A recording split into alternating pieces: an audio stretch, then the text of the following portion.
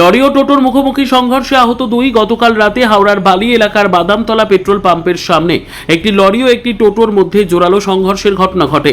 সংঘর্ষের ফলে টোটোতে থাকা দুই যাত্রী আহত হন। ঘটনার খবর পেয়ে দ্রুত ঘটনাস্থলে পৌঁছে যায় বালি থানার পুলিশ।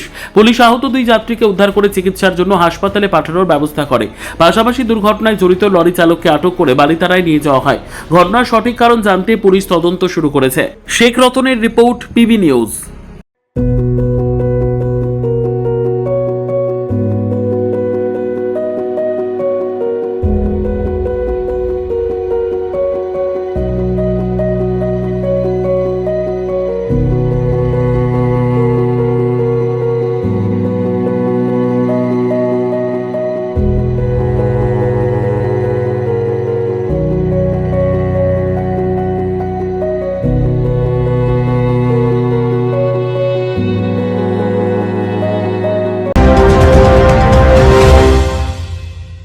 ডিগ্রি করার পরেও চাকরি নেই, অথবা স্কুল কলেজের পাশাপাশি একটা কোর্স করে ব্রাইট ক্যারিয়ার বানাতে চান?